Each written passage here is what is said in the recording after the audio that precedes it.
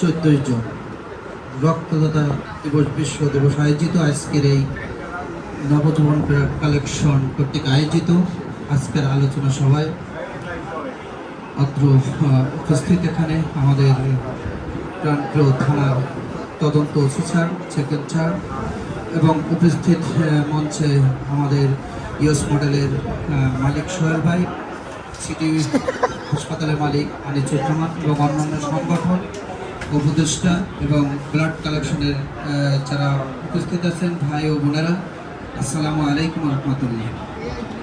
কথা অনেক হয়েছে, আমরা অনেক কথাই শুনেছি, কথা বেশি নয়। আজকে যারা এখানে উপস্থিত হয়েছে বিশেষ করে আমি অনুরোধ করব যে টেকেরহাটের যে স্বনামধন্য দুটি হাসপাতাল, সেই হাসপাতালের মালিক উপস্থিত হয়েছেন। আমার একটাই অনুরোধ যে আমরা আজকে এই বিশ্ব রক্তদাতা দিবস অনুষ্ঠানে শুধু এ পর্যন্তই শেষ নয়।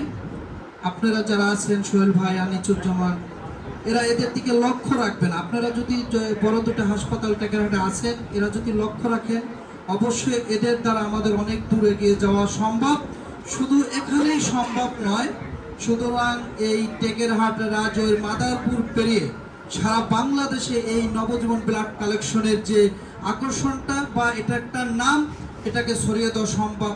তখন একটা কথাই শুধু মানুষের বলবে যে না, টেকেরহাটের একটা ছোট্ট একটা জায়গায় এমন একটা প্রতিষ্ঠান আছে, তারা সারা বাংলাদেশে তারা ব্লাড কালেকশনের দিতেছে বা ব্লাড দিতেছে। যেমন আনিসুজ্জামান একটা কথা বলছে যে আমি ঢাকায় ব্লাড পাই নাই, ওরা সংগ্রহ করে দিচ্ছে। আমার এমন একটা ঘটনা ঘটছে, আমি ঢাকায় ব্লাড পাইছিলাম না, পরে ঢাকার থেকে ওরা একজনকে সংগ্রহ করে দিয়েছিল, কিন্তু লাগে নাই। কিন্তু তারপর ওরা চেষ্টা করছে যে এখানে নয়, ঢাকায়ও তারা দেওয়ার জন্য চেষ্টা করছে।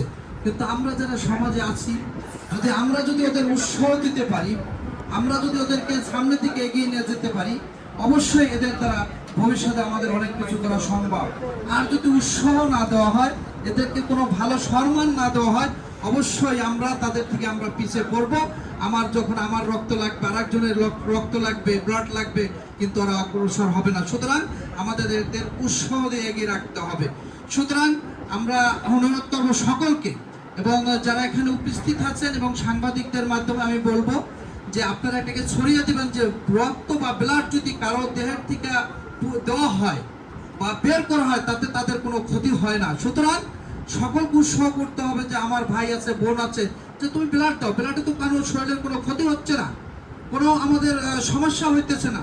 সুতরাং আমরা সকলকে এই প্রতি সেক্রেটারি এবং যারা এই নবজীবন ব্লাড কালেকশনের সাথে সংযুক্ত আছেন সকলকে আমি ধন্যবাদ জানাচ্ছি। এবং ধন্যবাদ দিয়ে আমি আপনাদেরকে ছোট করবো না, কারণ আপনারা যে মহল, কালকে রাত্রে ব্লাড পাচ্ছি না, আমার নিজের গার্ড থেকে দিয়েছি। দেখেন কত বড়, ওই সময় যদি ওই ব্লাডটা না হয়তো একটা দুর্ঘটনা ঘটতে পারতো।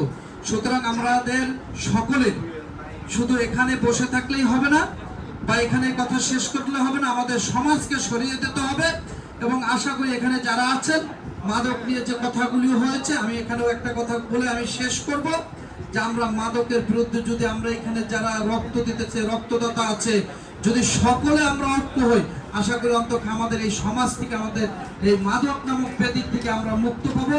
আমার সন্তান, আপনার সন্তান, আমার ভাই, আপনার ভাই, প্রত্যেকটা মানুষ আমরা সমাজে ভালোভাবে বসবাস করব, এই আশা ব্যক্ত করে। এবং আজকে যারা এই আয়োজন করছে তাদেরকে আমি ধন্যবাদ জানিয়ে আমি আমার কথা শেষ করছি। আসসালামু আলাইকুম ওয়া রাহমাতুল্লাহ।